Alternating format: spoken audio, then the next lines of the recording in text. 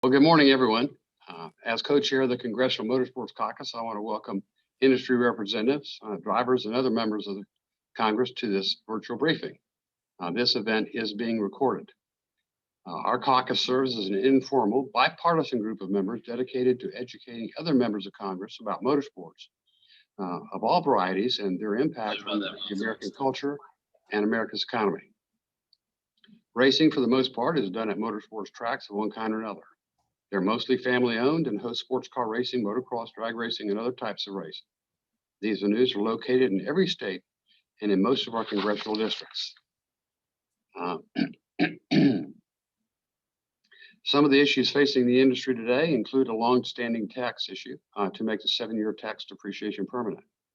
This will provide certainty and fairness compared to what other entertainment complexes already have received.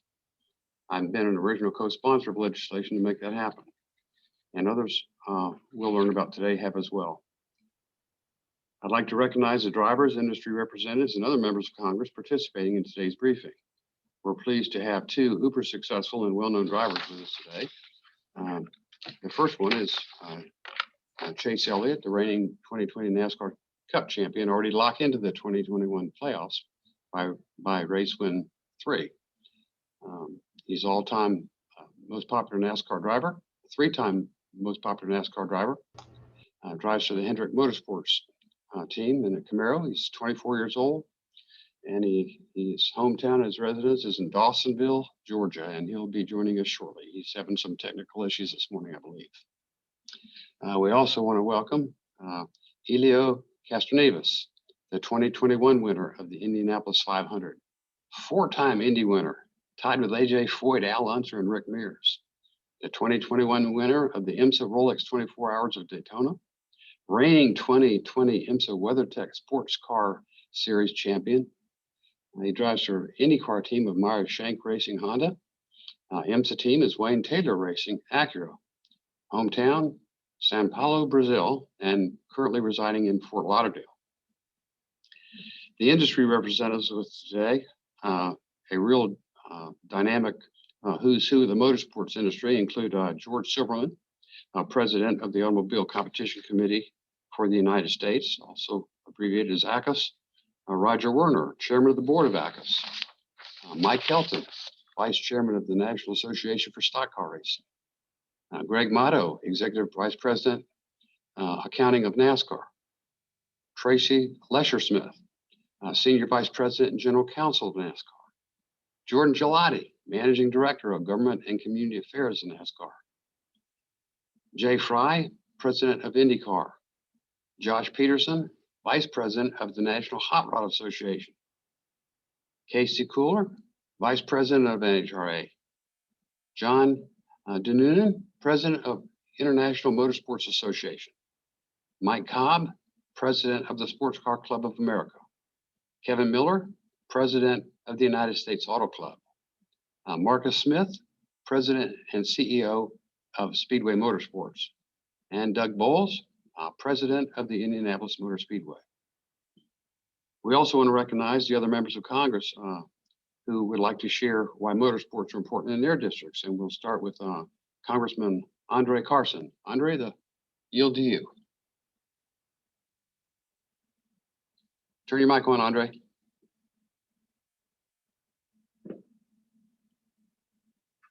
There we are. Thank you. There you go. There you are. Well, thank you. We know that Indiana is home to the largest single-day sporting event in the entire world, the Indianapolis 500. Doug is on here. And it's so important because it is a staple. It is a Hoosier tradition. And, it's still the largest open wheel racing form globally. And I think that, even in the midst of COVID, we still had over 150,000 people show up to our district. It's a tradition. People from all over the world come and show up. It's still one of the places to be in terms of racing. And, it's a part of Hoosier pride. So when people think about Indiana, they think of cornfields, they think of the Jackson 5, they think of Babyface, but they certainly think of the Indy 500, and we're so proud of the Indy 500. We also host a Brickyard 400 and other racing facilities, but it is a staple, it's a legend. racing has become much more popular, globally as the decades have evolved.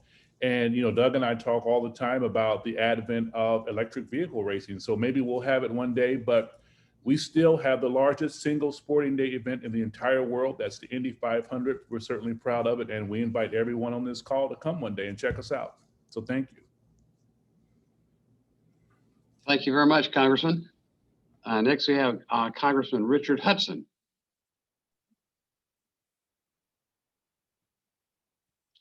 Okay, Richard may be having some issues today as well. Congresswoman Linda Sanchez, were you able to get on yet?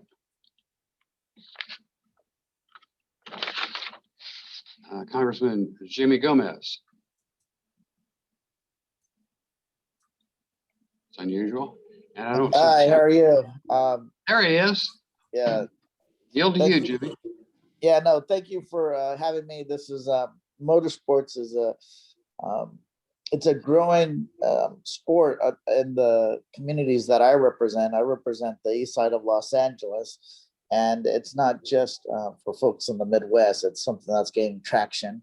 Even my wife, who's from Akron, Ohio, said she used to watch it from.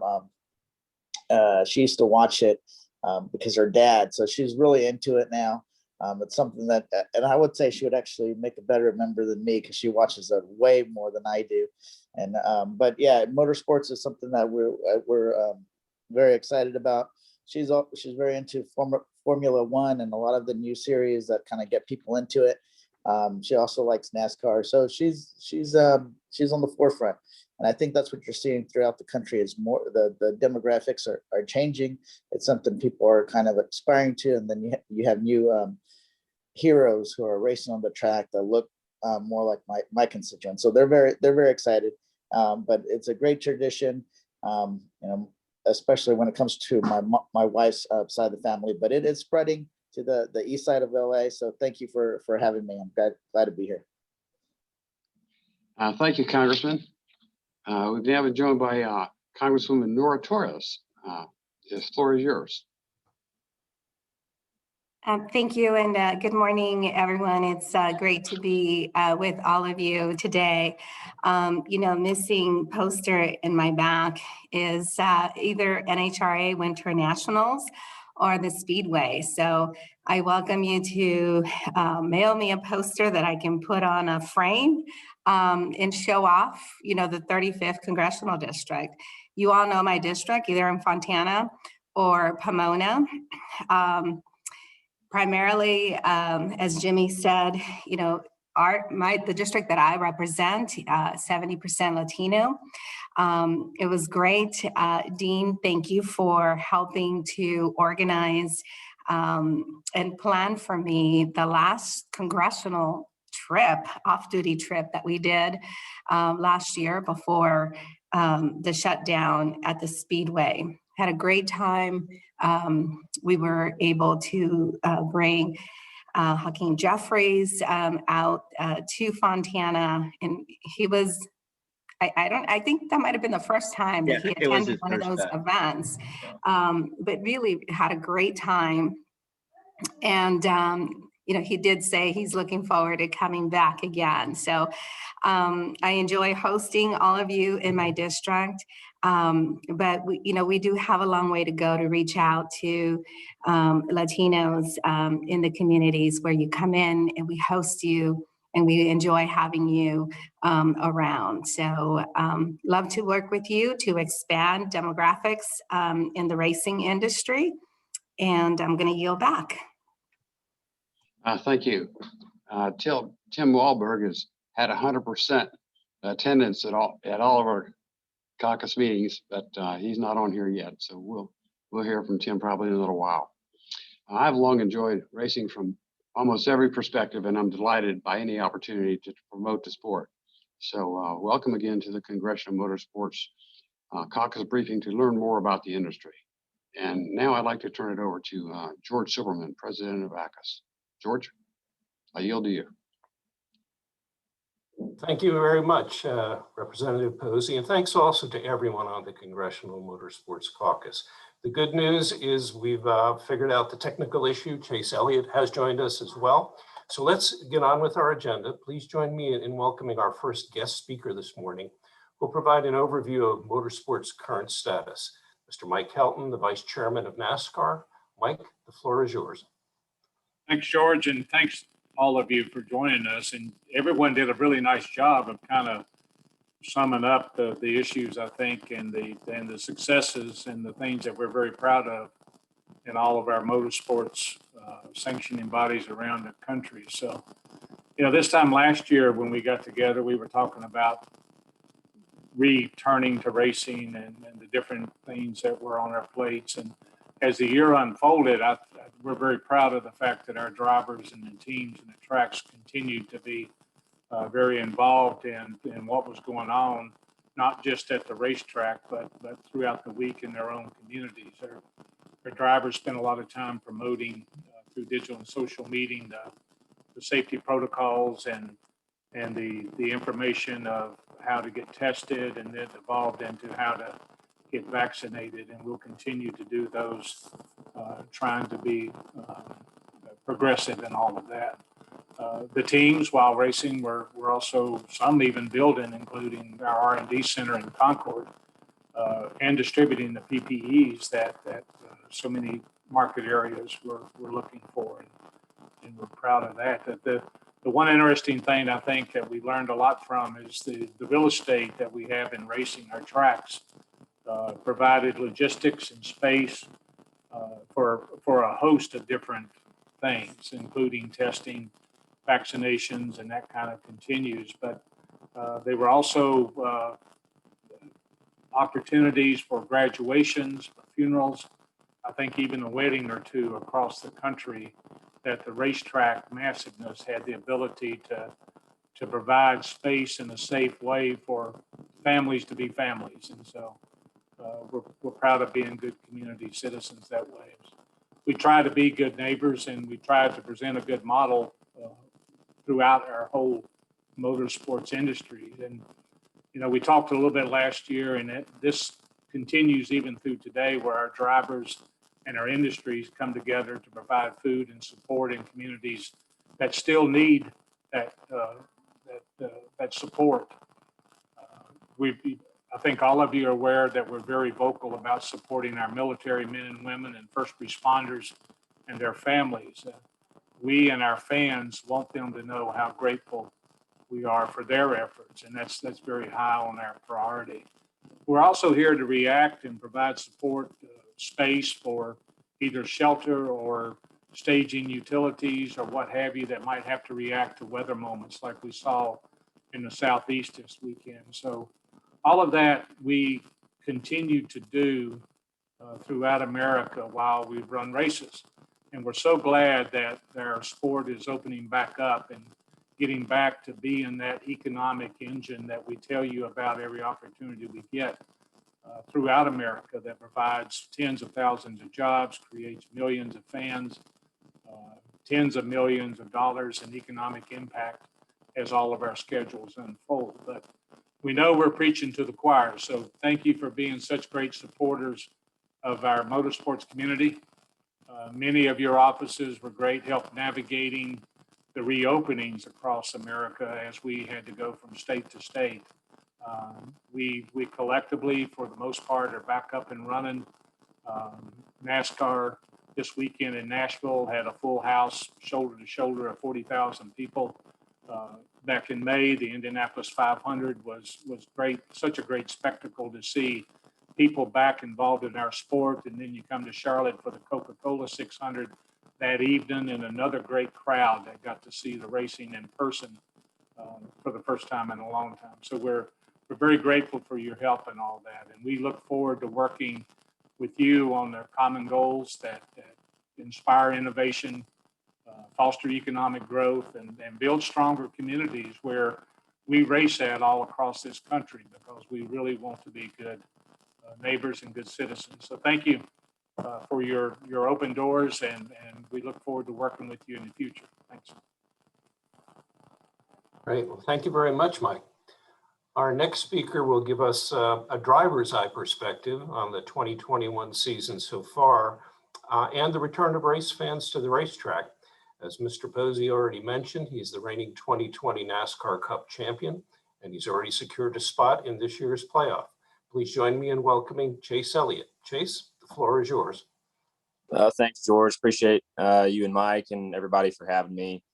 And thanks to everybody on the call for supporting motorsports in general. I mean, this is the livelihood of a lot of folks like myself. And we, we're very appreciative of the support we get around the country, not just from the national motorsport side of things, but your grassroots racing across the country as well.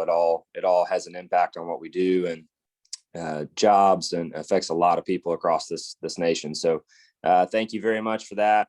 It's been a pleasure to have the fans back this year. And as Mike mentioned, we had a phenomenal crowd at Nashville this past weekend. It was exciting. It was packed out, had a great show. So, that energy and that life that brings to our events is like nothing else.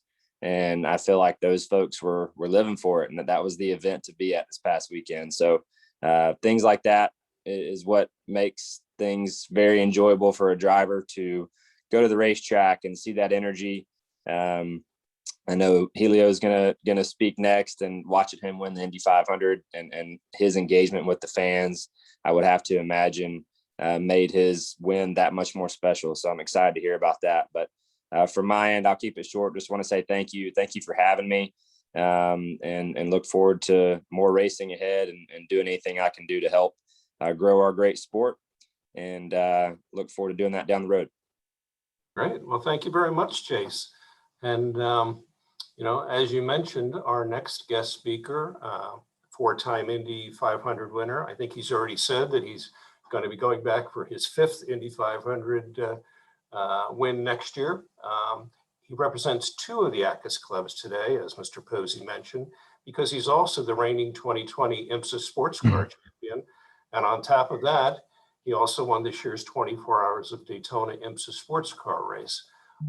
And so, I think he'll want to talk about his big win at Indy. We want to hear about that, and also about the other rare accomplishment of actually winning Indy and the 24 Hours of Daytona in the same year. So please join me in welcoming Mr. Elio Castroneves.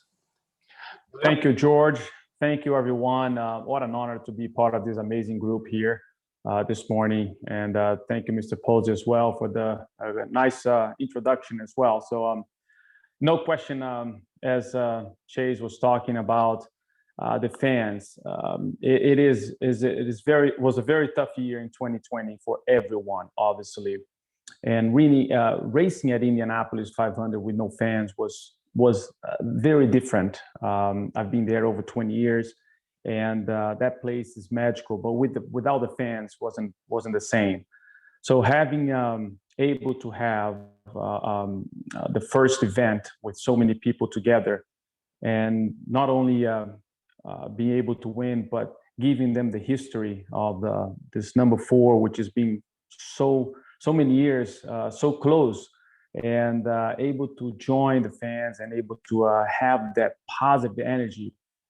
And I'm very fortunate as a driver, as a person, and very blessed, because when you have that love and that energy, it's hitting me back, So for me, it was an incredible experience to be able to share that moment, that special moment, with so many fans, so many people. And I echo everyone saying here, obviously the fans is what makes our sport, motor racing is a very tough sport, but in the end of the day, without them, we wouldn't be what we are. So I'm grateful for all the racetracks able to, even last year without the fans, able to have the race.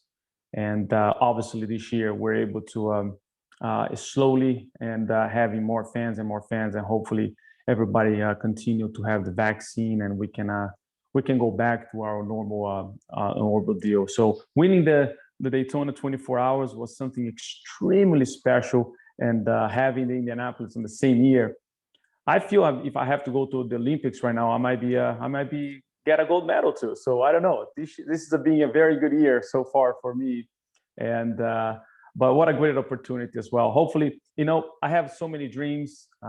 My dream always is to win the Indy 500. I remember dreaming 2 years ago really, really hard. And when I woke up, I noticed that it was just a dream winning the Indy 500 for the fourth time.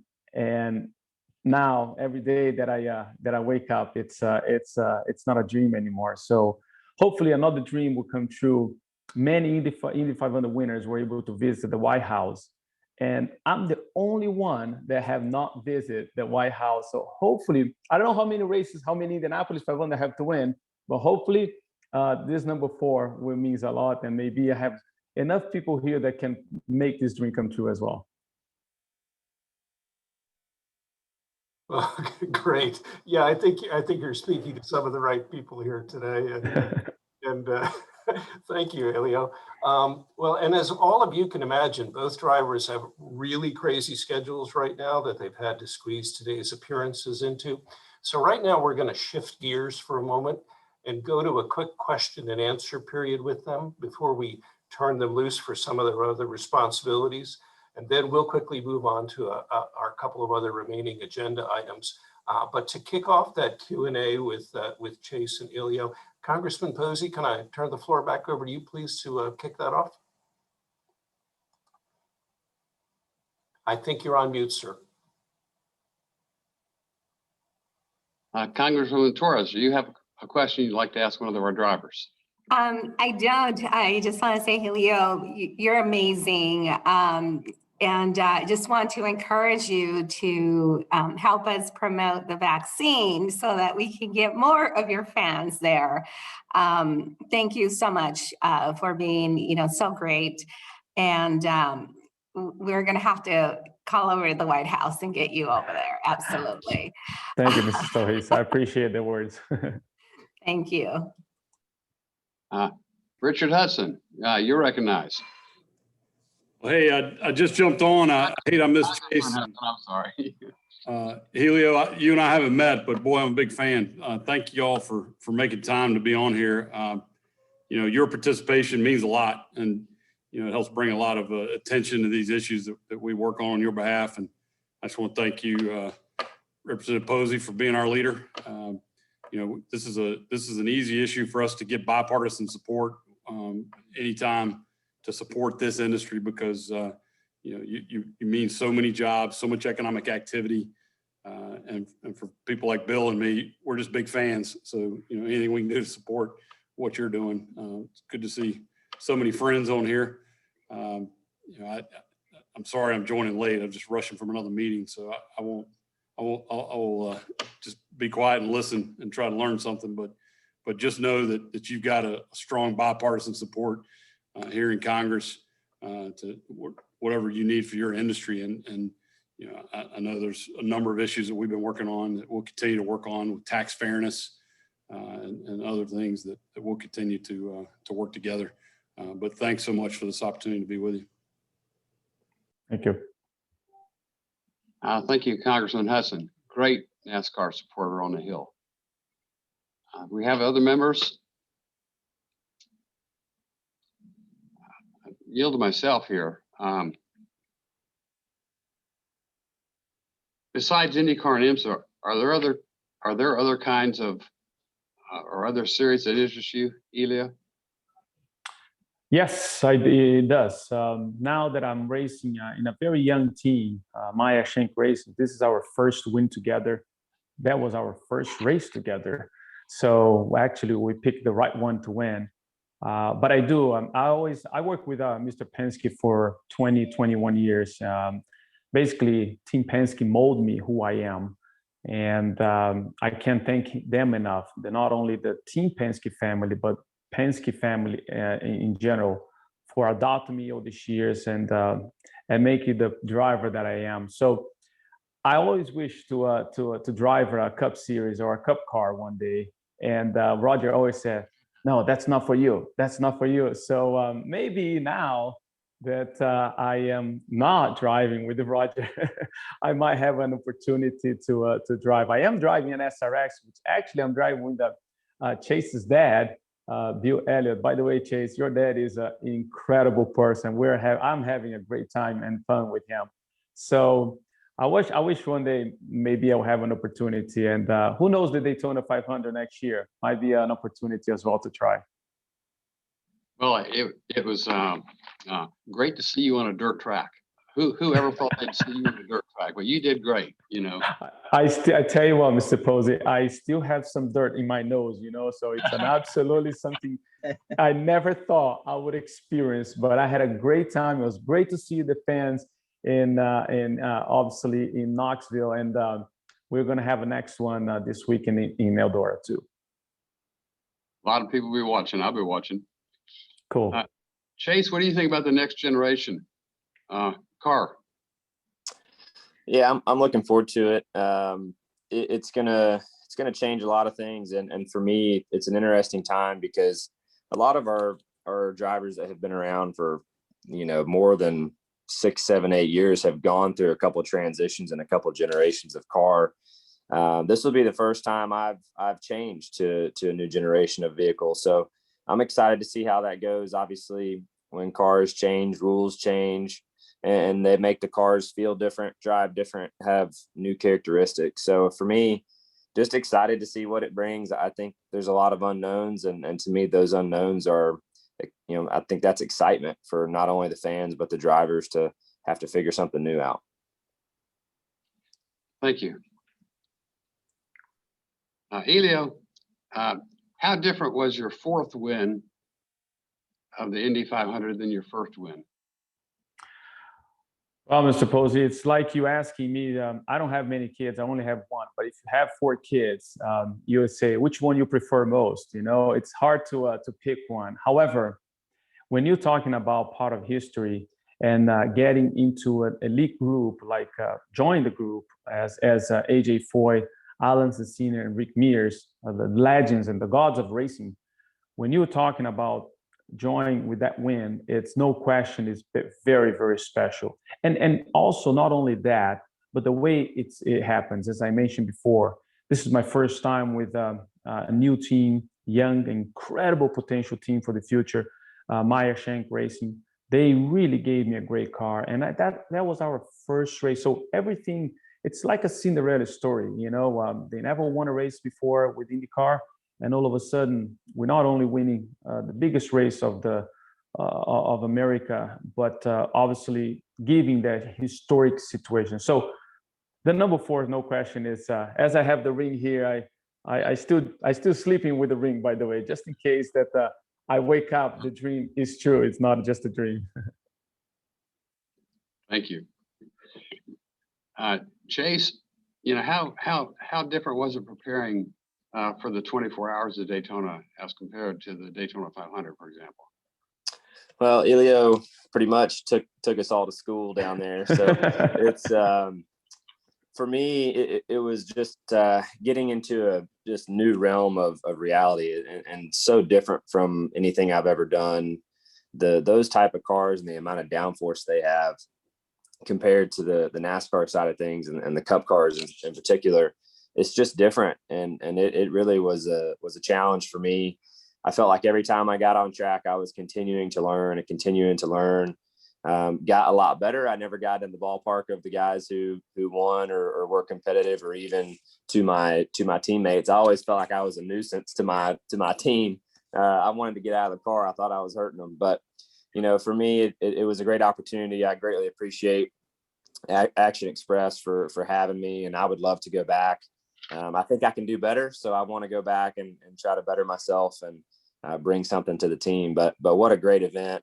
Great way to kick off the motorsports season in general. That's one of the most exciting races of the year, and it's a great way to just get things rolling before we go to Daytona for the NASCAR side of Speed Week. So I look forward to doing it again one day if I have the chance, and hopefully do a little better.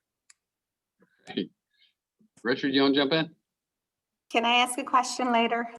I was going to say, I'd like to jump in the car. I don't know if you want to ride with me. It wasn't pretty.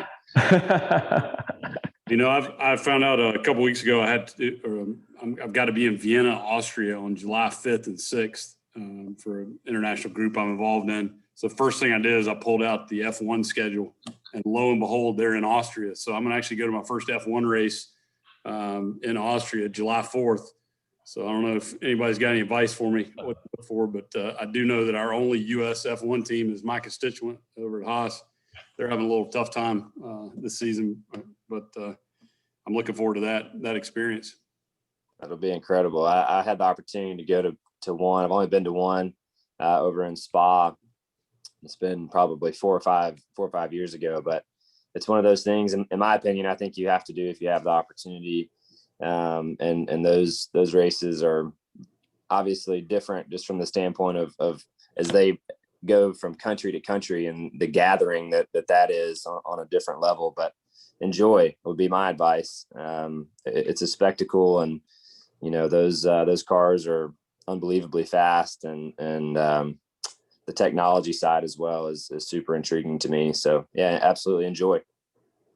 I don't know if Mike and John will have a bigger party down in Daytona that weekend, but it'll be interesting. Congresswoman Torres. Yeah, keeping it to the homeland, I wonder if Chase and Elio can tell us a little bit about their favorite track, and why is their favorite track, and what can we do to help improve ours to make it more your favorite? Well, Mr. Torres, I used to race quite a lot in Fontana. I mean, the place, it was impeccable. I obviously, Roger Penske is the one that built that place. I've been there many, many, many times, and it's just sometimes it depends on the place, depends on the promoters. There is so many things that goes in the way of how to make the race better. I love it. I won there before. I don't know why we never went back, but it's definitely a place that I would love to be back, because it has so many good memories. And now, in terms of fans, it's you just need to create a sort of like rhythm. Indianapolis in the month of May, you have Long Beach, you have other places like Daytona, 24 hours in the beginning of the year. So when you have this sort of like people understand when it is. It's difficult to find the dates because there's so many events during the season, but I feel that's my opinion in terms of to create a sort of like people understanding when and what time of year that the race is going to be. But I'm so glad that I did the 24 hours again. I was really trying to get the Rolex watch for 3 years with the Accuracy in Penske, and obviously Wayne Taylor gave me that opportunity. And what an amazing event. You have the best drivers all over the world challenging each other for 24 hours. It's brutal. It's tough. And we did it this year, which was a great team effort. Yeah, well said. I mean, I don't have a ton to add to that. I mean, Fontana is been a great racetrack for us. We go there, have been going there for once a year. I know a lot of things are either in the process of changing with that racetrack or have or is going to be started. And I'm excited for that. I feel like it was a great opportunity to redo some things out there to give the track a little bit of a new identity, making the track smaller. It's basically going to be a completely new venue for us, which I think is exciting. And to me, no better way to create excitement than basically put a new venue on our schedule without having to go anywhere. And I think it's a great way to do it. So I look forward to getting back out there and being a part of that show. We look forward to having you again. Elio, tell us a little bit about growing up, how you developed an interest in racing, and what advice you might have for a young person in Congresswoman Torres' district who might want to become a race driver. Well, I tell you what, my childhood in Brazil was all about racing. My dad was passionate about racing. He never raced before, but he did have a company that he started sponsoring some drivers, and it eventually started making his own team. And because of that, it created my passion through racing. I just fall in love. I knew that I was in control of something, and that I can turn right and left. I can make my own decisions. And because of that, racing actually, it turned out to be not only a great sport for me, but also a way of educating me into life. I started traveling by myself as a young kid. I start dealing with different social, situations, people with a lot of money, people with no money at all. So all of a sudden, understanding all that kind of like world outside, it created me a great vision and understanding what's going to happen, and making friends as well, because racing is about a community. Everybody, even though you compete against a lot of people, you still can be friends. And so that kind of like preparation for life, let's put this way, it really captivated me. And once I came to America, as they all say, America is a land of opportunity. And it's true, because I really work hard. I put a lot of sweat, a lot of effort into it, and I was recognized by that. So again, racing for me is the air that I breathe. Obviously, I still very much has a lot of fuel to burn. Sometimes people emphasize this win at Indianapolis 500 because I'm 46 years old. Well, I think I have more knowledge than a lot of people, especially the young kids, and that's why I was able to, I'm able to do what I'm still doing, because technology these days are so incredible that as long as you keep yourself shape, nutrition right, and you'll be able to, and keep obviously the energy up and motivation, you'll be able to go as far as you can. Thank you. Chase, we knew you grew up in a racing family. Obviously, you were kind of destined. But what should Congressman Hudson tell a young person in his district that wants to become a NASCAR driver someday? Well, I'll tell you, Elio, I mean, your wisdom, I need to come hang out with you some more. I've learned some great, I'm not kidding. I feel like you put some of those thoughts into words better than I ever have. Racing to me, I think much like him, has, it's all I've ever known.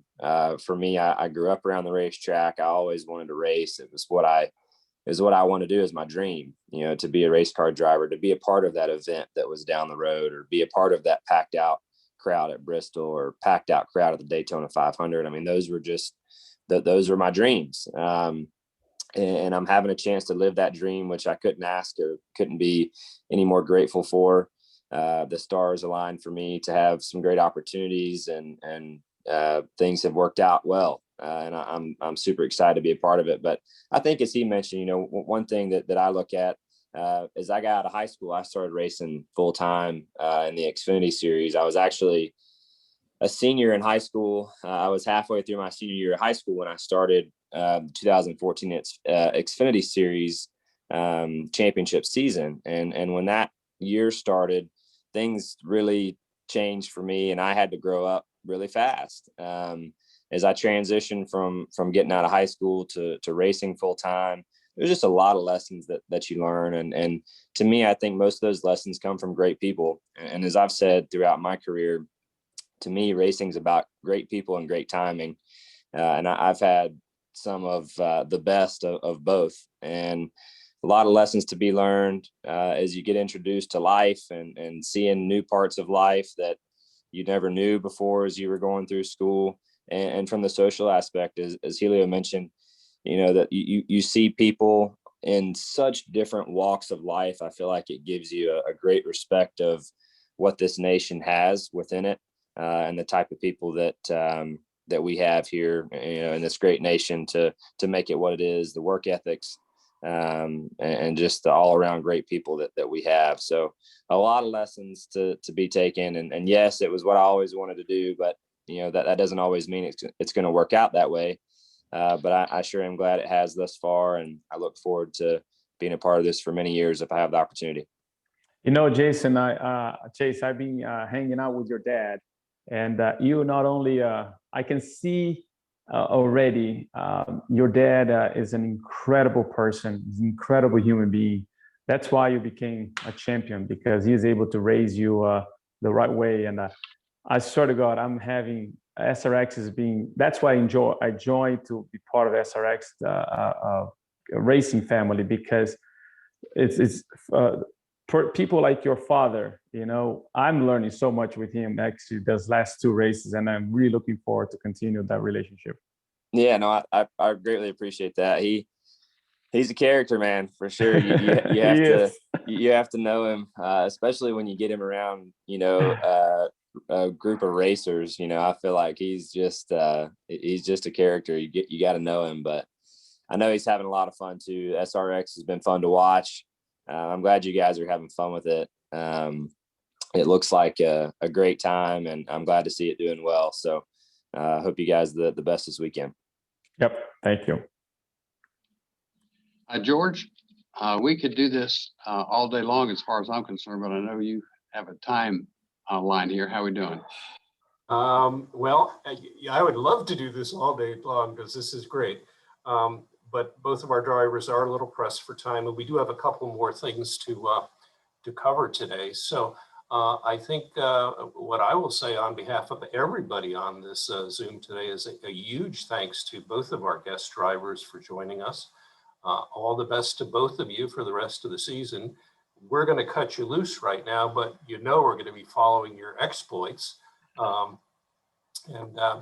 thank you both for joining us, and thank you, Mr. Posey, for emceeing that Q&A. A lot of good questions, a lot of good answers. Thank you guys so much for having us. We greatly appreciate it. Thank you so much. Thank you. Well, let's move quickly through the rest of our agenda. And since we're in motorsports, we can shift it into another gear. We're going to touch upon just a couple of items that are very important to motorsports today. And as Mr. Posey and Mr. Hudson and others have already referenced, the first item is making permanent the current equitable tax depreciation classification for motorsports facilities. And so to brief us on that, I'd like to turn the floor over to NASCAR Executive Vice President Greg Motto. Greg? Thank you, George, and good morning, everyone. Thanks for having us.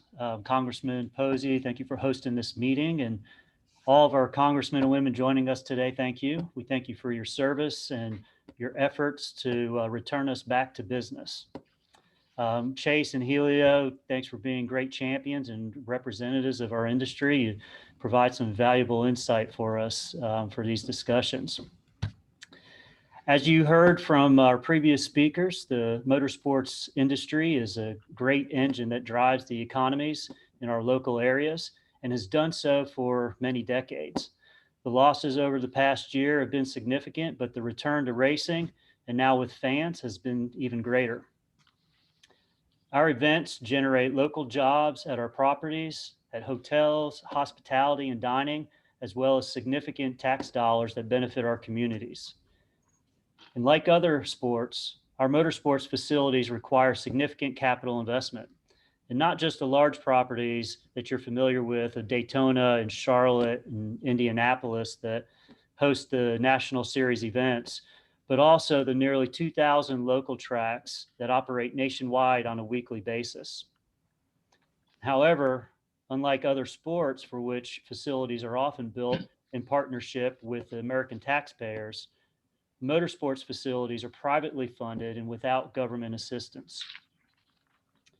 Those of you who've worked with us know that there's a tax depreciation provision related to the motorsports facilities.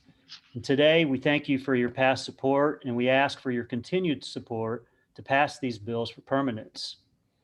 See, this goes back to 1986 tax reform.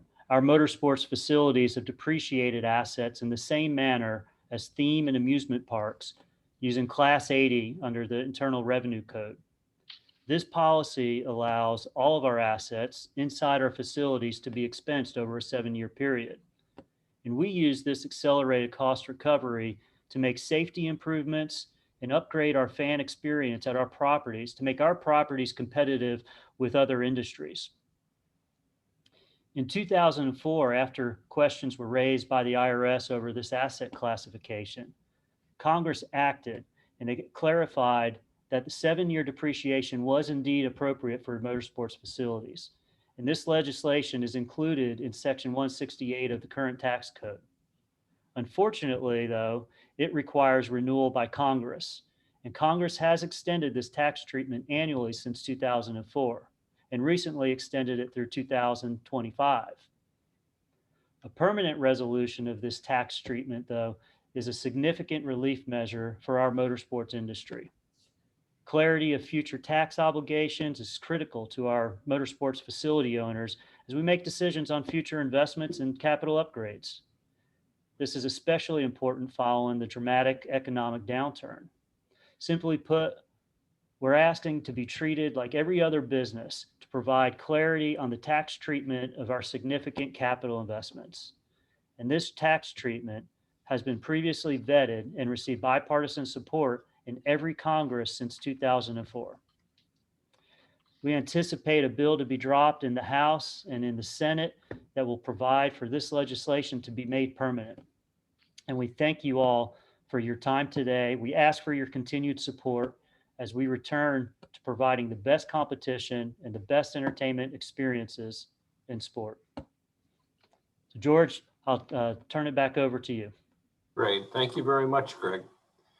Our next speaker is the President and CEO of Speedway Motorsports, Mr. Marcus Smith, and he'll brief us about the contributions that motorsports makes in communities across the country. Marcus, turn the floor over to you. Thank you, George, and thank you to all of you caucus members for taking the time to be with us today. It's appreciate your service to our country as well, to take the time and out of your life to serve your communities and all your constituents. We appreciate that very much, and know that it's a significant commitment on your part. Along with that service, I think it's important to know that our motorsports facilities feel a connection to our communities. We feel an obligation to be a community servant and a good neighbor to all of our neighbors. And our business in a regular year, we have these big events, whether it be sports car, drag racing, NASCAR, and dirt track. We help to provide almost 1 million jobs across the country. A typical NASCAR weekend is, in terms of economic impact, represents about $100 billion in a community. And you think about all of the thousands of people that we bring in to help us host these events, a lot of nonprofits that help to serve food or park cars and that sort of thing, that actually raise money for their nonprofits in our communities. That averages out to around $200,000 per event weekend. A lot of things that people don't know, but that's on a regular year. Something I want to let you know about over the last year and the COVID times and also times of natural disaster, these raceways are really unique opportunities and part of our country's emergency response infrastructure. And as Greg mentioned, when you think about infrastructure and capital spending, these are privately funded facilities. But when you see news of wildfires in California or hurricanes on the coast or flooding in other areas of the country, our speedways serve as fantastic places that evacuees can get to very easily, where we've got lots of infrastructure, bathrooms, shower houses, hundreds or thousands of acres to use for those evacuees. And then when it's time to rebuild, we also host those first responders, the line workers that stage trucks and go out to help rebuild a community. So those are things that you don't think about on a regular basis about what a speedway or any large raceway brings to a community. It's really part of that emergency response infrastructure. And then when you think about COVID, raceways were some of the first major venues to host mass COVID-19 testing, thousands of people a day. And then when it was time to load up and stage equipment, PPE, and personnel staging, we again were some of the first to jump in to serve our communities. And then when it was a time to handle vaccinations, we were able to handle 10,000 a day in vaccinations across the country at each facility. We actually, I did a little looking and found that at raceways around the country, we handled over 1.5 million vaccines for our community members. It's something that for us, we're in the business of hosting people and having these big events, these big parties, if you will. And when it's time to help, I think you'll see that the motorsports community is among the first to jump in and help our community, because we feel that connection to be a great community citizen, a great neighbor. So when you look at the opportunities to help us, we're interested in the depreciation bill. Of course, we're interested in opportunities to serve our community as you are in your role in Congress. And we appreciate your support in that. And thank you for coming to our events. We hope you always feel welcome, and look for opportunities to serve with you. Thank you. Great. Thank you very much, Marcus. Our next topic is a very quick update that is both for your situational awareness and as a general reminder. I'll ask NHRA Vice President Casey Kohler to speak about fair treatment for U.S. racing clubs that are organized as not-for-profit businesses. Casey? Yeah, thank you, George. And thank you, Representative Posey, for your leadership with the caucus, and appreciate the members' time and efforts behind all the motorsports efforts that we're discussing today. As George mentioned, 3 of the 6 member organizations of ACUS happen to be either 501c6s or C4s. And obviously, this past year has been tough for all of us. But there was also that challenge of the recognition of the 501c6s and the C4s. And so as we spend a lot of time on the professional side, we also remember, as Greg mentioned, that there's over 2,000 raceways that account for over a couple 100,000 participants. Kind of, you think of your weekend warriors or your grassroots racers that are out there participating and helping their friends get to feel the need for speed, be it on a road course, a drag strip, or on an oval track. And we appreciate all the efforts and the recognition that you continue to provide for those not-for-profits, especially on the 501c6 and the 501c4s. And we ask that you continue to keep us top of mind as new legislation enters the House, and how that affects not only motorsports, but also some of our member organizations, such as our clubs and our associations. So with that, wanted to say thank you and appreciate your time, your effort, and certainly your support. So back to you, George. Great. Thank you, Casey. And our final topic today, before returning the steering wheel to Representative Posey, is I'll ask IMSA President John Doonan to speak about international drivers and teams coming to compete in major motorsports events here in the USA. John, I'll turn the floor over to you. Thank you, George. And similar to Marcus's comments, thanks to all of our congresswomen and congressmen for your service to our country. We certainly appreciate all that you do for all of us across the states that we race in. George mentioned I have the opportunity to serve as president of IMSA, the International Motorsports Association. We're very proud of the diversity that comes from countries all over the world to participate in our IMSA endurance sports car races, like the Rolex 24 that Elio and Chase spoke of earlier and participated in. The key word in our name, IMSA, is international. About 40% of our participants come from outside the US to compete.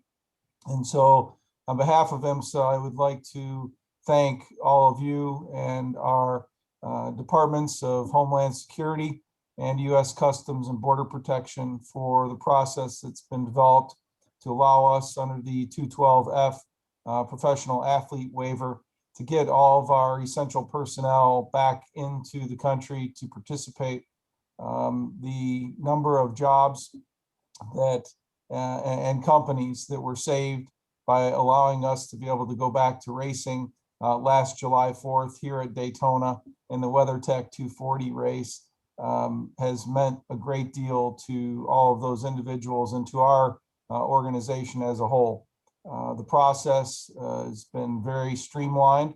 And thanks to our my government affairs colleagues, Jordan Gelati and Tracy, we've got a really great system in process with the folks at Homeland Security and U.S. Customs. A lot of angst when it first came about, but we're super proud of how it has unfolded. And I can proudly say that not a single participant has been unable to come back to the U.S. and participate in IMSA races. So thank you again for that support. And we're really proud to represent so many countries around the world in our competition here in the United States. So thanks a lot, George. Okay, and thank you, John. And obviously, a lot of international drivers competing in IMSA, but the help from our government to allow these foreign drivers to come here and compete really had an effect on almost all the sanctioning bodies that are participating today. So big kudos and thanks for your continued support. And thank you, Representative Posey, for letting us being part of today's CMC event. I think we have a couple of minutes left, and we have scheduled a Q&A with the industry reps. So the gentleman who just spoke and the other industry leaders who joined us today are now available for any questions you may have or any of the participants may have. For that, and to close out the meeting afterwards, I will turn the floor back over to you, Mr. Posey. Thank you very much, George. Just real briefly, and we'll ask other members to weigh in here in a minute too.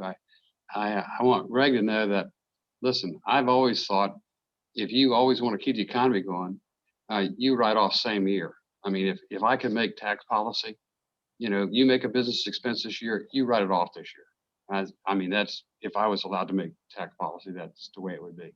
But this is a process of compromise. Marcus, we appreciate all y'all do for your communities and for our country in general.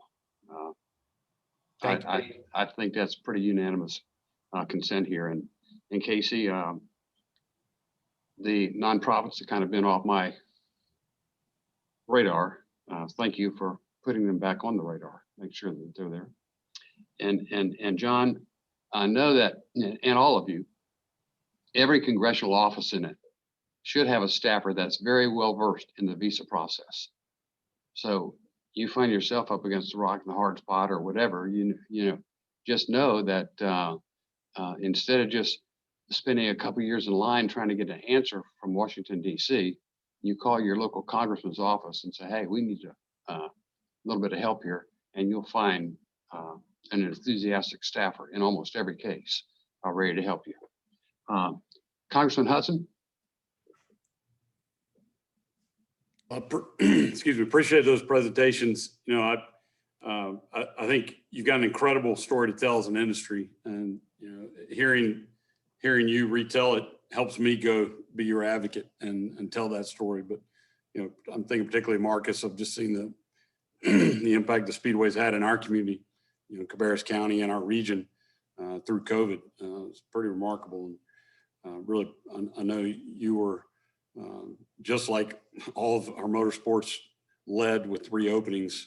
You also led with your heart to reach out and look for opportunities to help when it came to testing.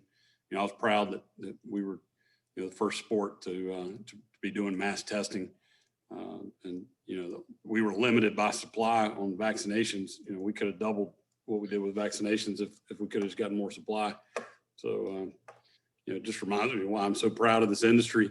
You hear from Helio and Chase and what good people they are. But then, I think what Jay's doing with his group, and I mean, all across the motorsports, I'm proud to be associated with you, and we'll keep telling those stories. And I do agree with Bill. Don't sit on a problem. If it's an immigration problem or some other issue, don't sit on it. If you can't get help from your congressman directly, call Bill or me, or Representative Torres. We'll go to work. We'll make it happen for you. But I'm just really proud to be associated with you all and appreciate your time today. Thank you. Congressman Torres. I don't have anything to add. I just want to say, Dean, thank you for twisting my arm to be on this call. It's great hearing from all of you, and I'll wait to hear back from you, Dean. I have to move on to my rules committee hearing, but again, thanks for the invitation, Dean. Thank you for your service. Well, in closing, we all are grateful to all of you for everything that you did to lead the sports nation back to life, back to work, back on the job. I mean, you beat the crap out of the stick and ball guys, you know, and that's because of determination, you know, persistence, hard work, working smart. That's what you guys do. And we appreciate you doing it. And know that we're here for you 24/7. I mean, seriously. And a lot of other members that didn't get on today for one reason or another are got your back. So, and Richard anchors us all at Race City USA. So I mean, we got a good group of dependable people that can make some differences for you. And we just truly appreciate you. We appreciate your time right now, giving us your input. As Congressman Hudson said, it helps us advocate. The more we hear it, the more we can repeat it with confidence. So you want to close, George, or we say that's the end? I don't think I can top that. but Jordan's delighted today. Jordan, Thank you for hosting this. anyway. Yeah, and thank you all for joining us today. Have a good day. Thank you all for your time. We appreciate it. Thanks, Bill. Thanks, guys. Thank you all. Right. Goodbye.